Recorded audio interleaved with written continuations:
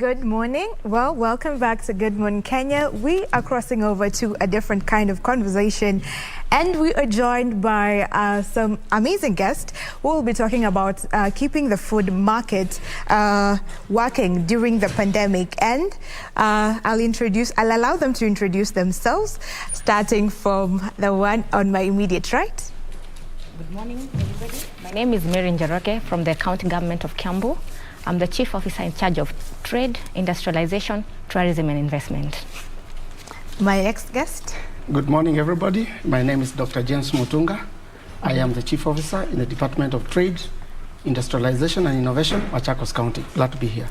Okay, welcome both of you to our third guest at the far end. Charles, please introduce yourself. Thank you. My name is Charles Opiyo. I work for Global Alliance for Improved Nutrition, in short called GAIN, as a manager and also a senior policy advisor. Thank you. Thank you. Thank you for coming. We'll start with you, Charles, to first tell us about what GAIN is about. Yeah, thank you very much. GAIN is a Swiss-based organization, which is an international NGO, of course, working across many countries in Africa and also in Asia. Ideally, what we do, we focus on improving nutrition, because this was, we were founded way back in 2000 as a United Nations, kind of pro-initiative that would help to advance issues of nutrition across many of the developing countries. And as such, what we do, we work with governments, we work with the private sector, the public and other civil societies to be able to really advance issues of nutrition, just to ensure that we can be able to improve outcomes, given that we have huge burdens of malnutrition in most of our countries, which has actually been a cause for concern, especially given that we've had cases of deaths and diseases that relate to food and nutrition issues. Thank you. Okay, so with that, we'd want to know how this particular program that you started began, that is the Keeping Food Market Working During the Pandemic. Thank you very much. I think before I go into what this project is all about, I would want to begin by deliberately appreciating and thanking the County Government of Machakos and County Government of Kiambu for having worked very well with us as an organization. And I would say that this program that we're talking about today is known as Keeping Food Markets Working. This program was kind of designed and put together because of the need to address challenges that COVID-19 brought about.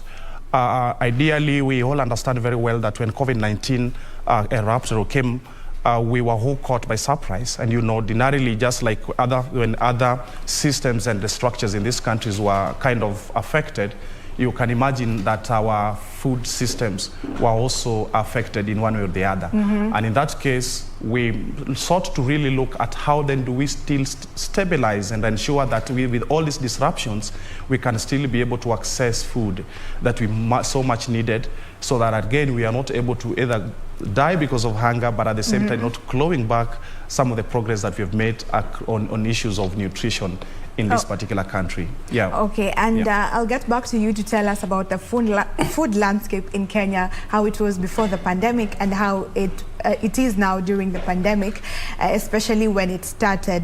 But before that, I would like to ask Dr. Mutunga and Mary over here to tell us why they chose to work with GAIN. So I'll start with you, Dr. Mutunga. Thank you, Stephanie.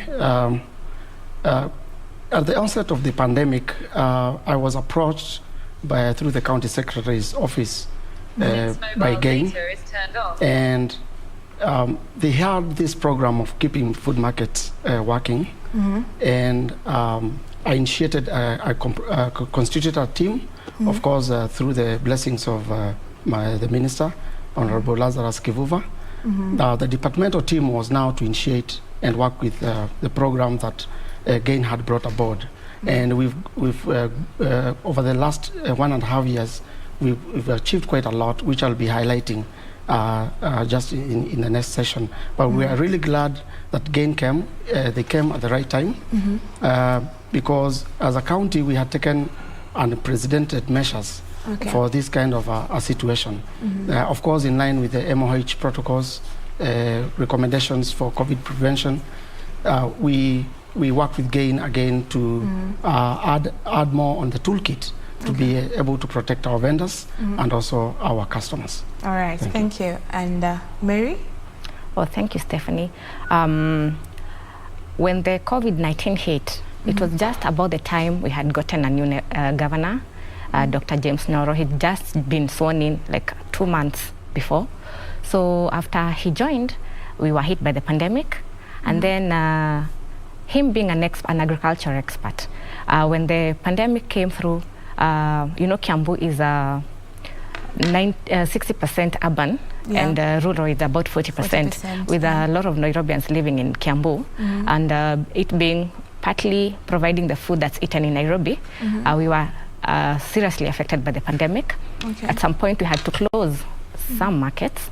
But when GAIN came on board, we were able to work together because they are experts in the food and keeping food market safe. We walked the journey together, and after that, we've not had a point where we've had to close another market.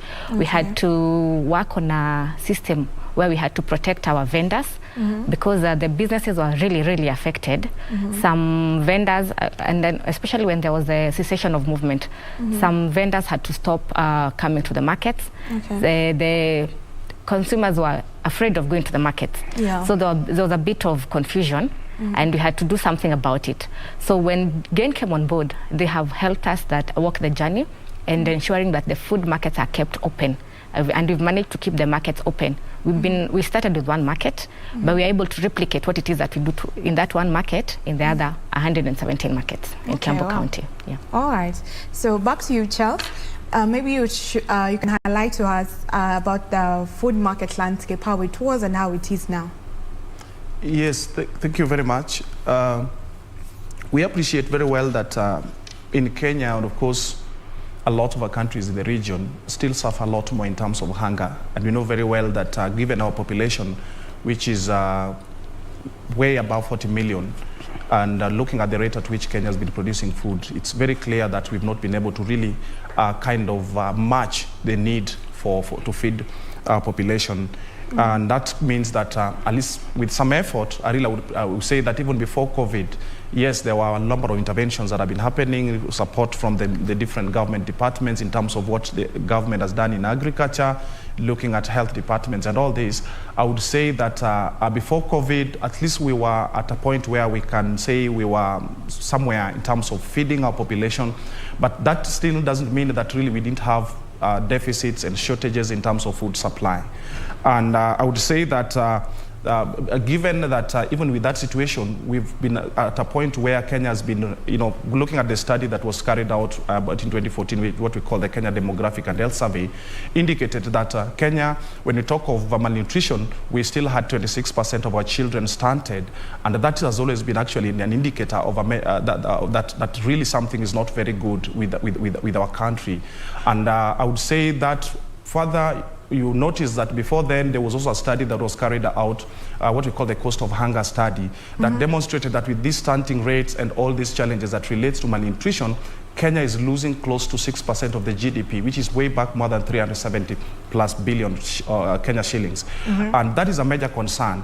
And we said with that, you can imagine when COVID-19 came in, then it compounded the whole situation, whereby we realized that there were huge disruptions, both right in terms of supply of food, because a lot of foods which were produced would not reach the market because of the interruptions in terms of transport systems, the entire network. Really, you would imagine how much that really affected the supply. And then now coming to the market, you realize that in our open market systems, we are still very traditional, where even with the fresh produce that come in, we do not have a cold systems where we can even keep our food safe and fresh for some time. And that meant that, therefore, a lot of the times we've been relying on food that comes in almost every single day from farmers, from the farming community and all that. And when COVID-19 came, it really meant that now we were at a point where we could not get that fresh produce coming in as consistent as it used to be. And of course, given that we don't have cold systems, we do not have structures and a a better way on how we can do what we call post-harvest handling. We had huge losses, and at the same time, a lot of the food that are being consumed have somehow also been affected in terms of safety issues. And that's why Gaining came in to really partner with county governments of Machakos and Kiambu to look into it that even with all these disruptions, we could still assure our population, our supply, and maybe availability of food.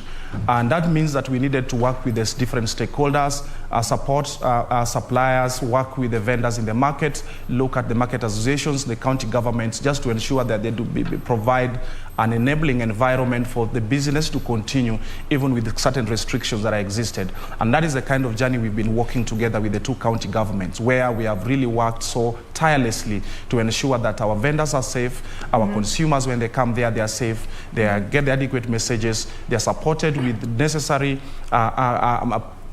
protective equipment that would help the vendors to be able to also protect themselves from contacting COVID-19. So that is a kind of work, I would say, that really it's been a long journey in the past 2 or so years, where we've done a lot of work to ensure that our markets are not closed, given that it's also an area where there's too much congestion, and therefore you'd really look at it as an hotspot for COVID-19. And with all this kind of work under the keeping food markets working, we've really been able to sustain and to make our markets a bit more resilient. And that is a kind of thing that we are very much proud and very happy of, how we can partner with the government to really ensure that there's access to safe and nutritious food by our population, even in the face of pandemic such as COVID-19. Okay. Yeah. So why is it just 2 counties that you have worked with so far? Yes, given the challenge about resourcing, we felt it would be important to really look at work with the 2 counties for purposes of really demonstrating and working with the government to really put together systems and also structures that can be replicated by other counties. Because one thing that I would want to mention very clearly, that we also worked very closely with the national government, and in this case, the National Ministry of Trade, the Ministry of Agriculture, and the Ministry of Health. We formed what we call the National Technical Advisory Committee, which really worked hand in hand with the 2 counties to really put together very key lessons and also provide the technical support they needed. And as a result, we've been able to produce a number of materials. One of them is what we call a toolkit that can easily be taken up by a number of counties to really also see how they can make their open air markets, or what we call the wet markets, more resilient from pandemics such as COVID-19. So that's why we chose on Machakos and Kiambu, and also looking at the populations they serve.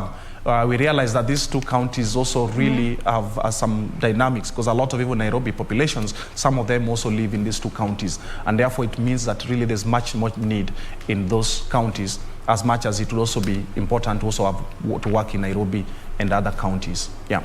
Okay. Yeah. Thank you for that. Back to our counties. So what involvements have you had with GAIN in terms of improving policies in the markets, in the food market? Thank you, Stephanie. So we came on board, we were engaged with GAIN to look at policies that will assist markets to be resilient to the COVID-19 pandemic. Most importantly, our focus has been on nutrition and health. So we've had several workshops where the team from trade has, a technical team from the Department of Trade in Machakos County has been instrumental in laying out procedures, looking at the existing materials, policies, both at the counties and at the national level. Of course, we were doing this with other stakeholders. Another department that was heavily involved was the Department of Health. I would like to thank them, and also the Department of Agriculture. Through these initiatives, joint multi-stakeholder workshops, we were able to take stock of what we have in terms of policies.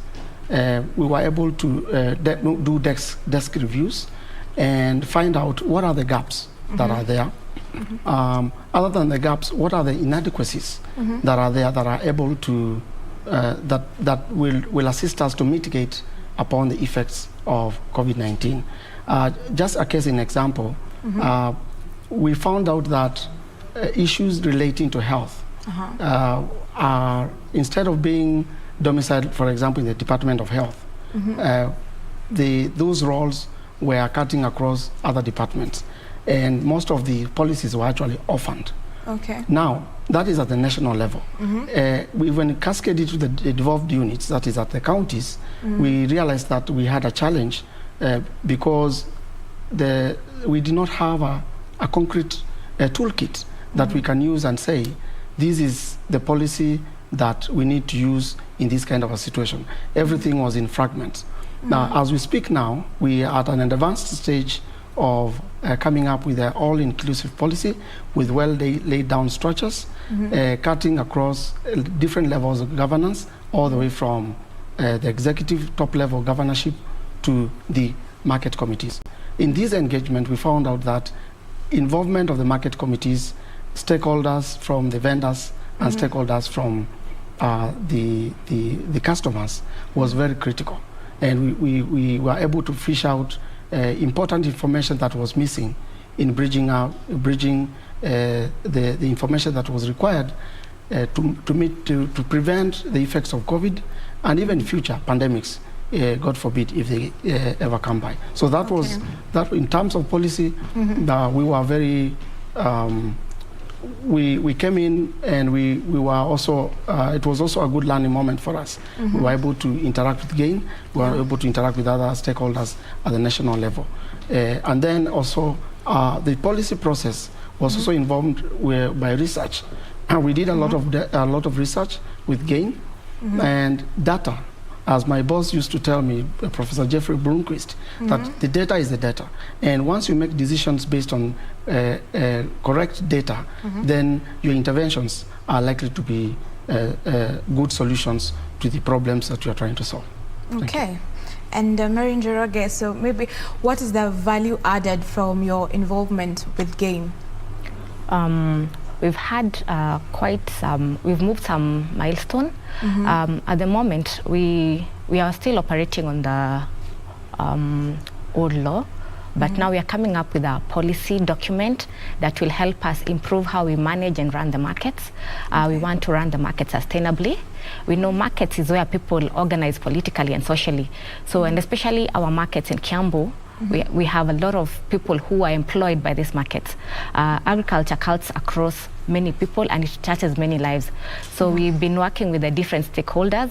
After the training and the interactions with GAIN and the traders, we learned that there are so many people along the value chain, and a lot of people's livelihoods are affected, from logistics to the farmers to the suppliers of the farming equipment and the farm imports. So we are looking at it seriously as a serious business model and as something that the county government of Kiambu can look into seriously so that we can run it as a successful business venture. Number two, we've encouraged the farmers and the residents of Kiambu to practice climate safe farming.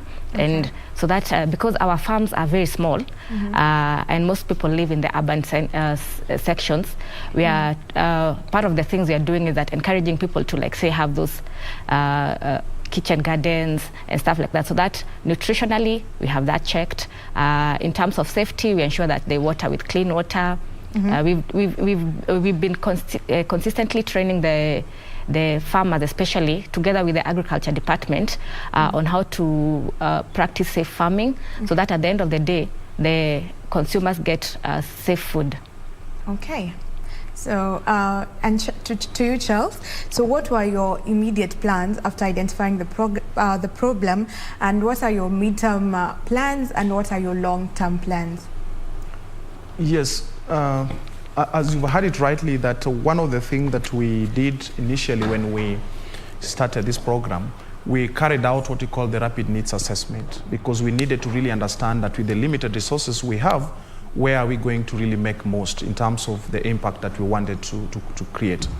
And in that case, we worked very closely with the two counties to really understand, in terms of their governance, how are they able to really effectively, cooperate with the market associations, work together with the vendors, and of course the flow of information in terms of the feedbacking and how they've been working to really address some of the challenges that are affecting the vendors. At the same time, also looking at the whole infrastructure and basically whether maybe they are able to really help these stakeholders in the market to avert any case of COVID-19. So what we did when we carried out this assessment, we realized that we needed to really help the vendors with what we call the personal protective equipment, where we supplied them with some face masks. We gave them the sanitizers. In the two counties, we kind of constructed what we call water facilities in terms of the hand washing stations, just to ensure that at least they are able to access water for hand washing. While at the same time, what we did as our immediate intervention also through a bit of behavior change communication. So a bit of engagement in information provision as to why it's important for them to continue doing their business, but at the same time also trying to prevent any case of COVID-19. So those were our immediate interventions. But then we decided that yes, while that would be very important in the interim, it would be very good again to also look into other more systemic issues that could really help them have a long-term operations within the market. So again, went further and started doing a bit of what we call the market improvements, a bit infrastructurally. What we discovered is that when you look at the way the food is displayed in the market, others are selling, and in most markets you'll see the food is just displayed on the ground, or sometimes you realize that even the way the food is handled hygienically, you discover that really there's something that needs to be done. And knowing very well that COVID-19 is a disease that was passed by contact from one person to the next, you realize that that's an area we needed to intervene on. So with all this, in terms of infrastructure improvement, we really kind of inspired the vendors, because then they would find that, especially where even some toilets were broken down, we helped fixing. And also, as I've said, cases where we had food displayed on the ground, we had to do a bit of construction of some display tables, slabs and all that. So that was part and parcel of our contribution to ensure that these markets are a bit more resilient. And now, that being the immediate intervention, we went further and said, yes, while it would be very important to have this sustained, we really want the county governments to take over. And in that case, we started what we call co-creation of policy options, where the county government would be able to have a long-term plan and institutionalizing some of these programs into their work plans, and also when they're resourcing, they would have what we call policy backing for that case. So we worked closely where we brought together the vendors. We came together with the university, especially Jomo Kenyatta University, and also with the county government and the national government team, to really look through the different issues that came about. And we said, fine, what would be the most immediate, what are some of the policy options that the county governments can take forward? One is the food safety issue, is a major concern, because as I've said, water is a challenge in most of our markets. The other thing is post-harvest handling of food in the markets, issues to do with even cold storage to keep the food fresh for a longer time. Those are issues that we feel the county governments can take forward, and also messaging and consistently trying to provide information in terms of how they can keep the food safe within the markets. The other options, as I've said, were to do with long-term infrastructural improvements, which county governments are currently doing, but we feel they need to do more in terms of being very deliberate and ensuring that our markets are smart, and smart in the sense that they can now start thinking like installing cold rooms, looking at providing maybe even lactation rooms for vendors who are lactating. Like we have a lot of our mothers go to market with their children, but then how do they now manage business at the same time also attending to their children? So those are the kind of concepts that we are trying to bring on board, including adopting solarization so that they can tap more into the energy and ensuring that our markets can work 24 hours and all that. So those are what we call the long-term vision for our markets. And more importantly, again, the waste management in our markets is serious, and it's a major concern, because a lot of food waste are generated from our markets. But the way it's managed, it's not been very effective, and therefore it requires a bit of policy backing and also resourcing, so that at least we either recycle or find a way in which we can do a bit of what we call these days regenerative agriculture, or kind of recycling of some of the waste so that then we can reduce as much of that as possible.